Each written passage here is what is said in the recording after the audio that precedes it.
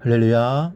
사랑하는 대강의 가족 여러분, 오늘 하루도 하나님의 말씀과 동행하는 삶이 되길 소망합니다. 오늘 함께 나눌 하나님의 말씀은 열왕기상 20장 26절에서 30절 말씀입니다.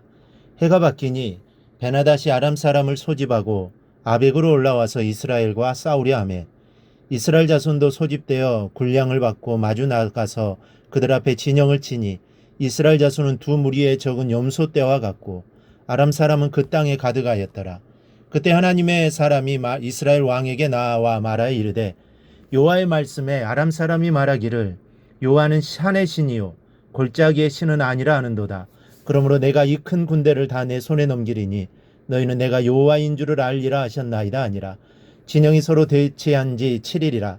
일곱째 날에 접전하여 이스라엘 자손이 하루에 아람 보병 10만 명을 죽이매 그 남은 자는 아벡으로 도망하여 성읍으로 들어갔더니 그 성벽에 그 남은 자 2만 7천 명 위에 무너지고 베나닷은 도망하여 성읍에 이르러 골방으로 들어가니라. 아멘. 어느덧 여러 날이 지났습니다. 우기가 지나고 이제 건기가 왔을 무렵에 26절을 보니 해가 바뀌니 베나닷이 아람 사람을 소집하고 아벡으로 올라와서 이스라엘과 싸우려 하매라고 되어 있습니다. 얼마 전에 패배했던 이 베나닷이 군대를 이끌고 다시 침공한 것입니다. 이것은 이미 무명의 선자를 통해 22절 하반절에서 해가 바뀌면 아람 왕이 왕을 치러 오리이다 라고 경고해 둔 바대로 사건이 터진 것입니다. 그러나 두 나라 중 이스라엘은 대승을 거두는 승리자가 되었고 아람은 혼비백산하여 도망쳐야 하는 패배의 쓴잔을 마시게 되었습니다. 그렇다면 이스라엘이 승리하게 된 원인은 무엇인가요? 사실 이 전쟁은 도저히 이스라엘의 승리를 생각할 수 없었던 전쟁이었습니다. 27절 하반절에 보면 그들 앞에 진영을 치니 이스라엘 자손은 두 무리의 적은 염소떼와 같고 아람 사람은 그 땅에 가득하였더라 했습니다. 서로 맞서 진을 치고 있는 두 군대의 모습을 표현한 것인데 아람의 군대는 온 땅을 덮을 정도로 많은 반면에 이스라엘의 군대는 이와 비교할 수 없을 만큼 보잘것없는 것으로 기술하고 있습니다. 그 중에서 이스라엘의 모습을 보여주고 있는 적은 떼는 큰 무리에서 분리된 더 작은 무리라는 뜻입니다. 당시 팔레스틴에서 목자들이 치던 염소떼의 규모는 대개 양떼보다 적었습니다. 또한 염소들은 양떼와 달리 한산하게 흩어져 있었으므로 본문의 염소 새끼의 두 적은 떼는 이스라엘 군대의 모습이 매우 초라하였음을 보여주는 그런 표현입니다. 그러나 아람 사람들은 그 땅에 가득하였더라고 했으니 적군의 수요가 온 땅을 포위하고 있음을 능히 짐작해야 합니다. 그리고 이러한 표현은 이스라엘 백성의 연약함을 강조하면서 이러한 연약한 군대를 통해 강한 군대를 무찌르시는 하나님의 능력을 역설적으로 드러내고 있는 것입니다. 그럼에도 불구하고 29절을 보니 이스라엘 자손이 하루에 아람 사람 10만 명을 죽이매라고 했습니다. 이거는 승리 중의 승리요, 쾌거 중의 쾌거가 아닐 수 없습니다. 그러면 이런 승리를 얻게 되었던 직접적인 원인은 어디에 있습니까? 그것은 아람 왕과 1차 전쟁을 마치고 난 후에 이 무명 선지자의 말대로 내일을 위해 준비하고 예비하였기 때문입니다. 선지자는 일찍이 이날을 대비하여 힘을 기르라고 충고해 주었고 왕의 행할 일을 알고 준비하라고 간언한 바가 있었습니다.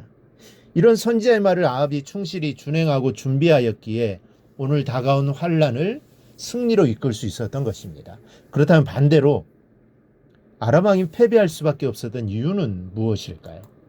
하루세이에 10만 명이라는 군사가 연약한 염소 새끼와 같은 이스라엘에게 목숨을 잃었고 그 남은 자가 아벡으로 도망하여 성에 들어갔으나 그 성이 2만 7천 명에 무너져 버렸고 베나닷은 도망하여 골방으로 들어갔다고 했습니다.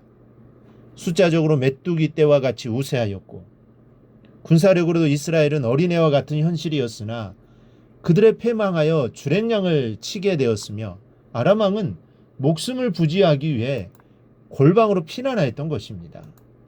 여기에서 저들의 패망하게 된 핵심적인 원인이 있습니다. 즉 하나님을 올바로 깨닫지 못하였기 때문입니다. 28절 말씀을 보면 저들이 하나님을 이렇게 생각하고 있었습니다. 여호와는 산의 신이요 골짜기의 신은 아니라 하는도다. 여호와는 산의 신이라는 겁니다. 그래서 이전에 산에서 전쟁할 때는 자기들이 패했다는 이야기입니다. 하지만 여호와는 골짜기의 신은 아니라, 따라서 이번 전쟁은 골짜기에서 싸우겠다는 것입니다. 왜냐하면 여호와는 산의 신이요 골짜기의 신은 아니기 때문에 골짜기에서 싸우면 우리가 능히 이스라엘을 이길 수 있다는 뜻입니다.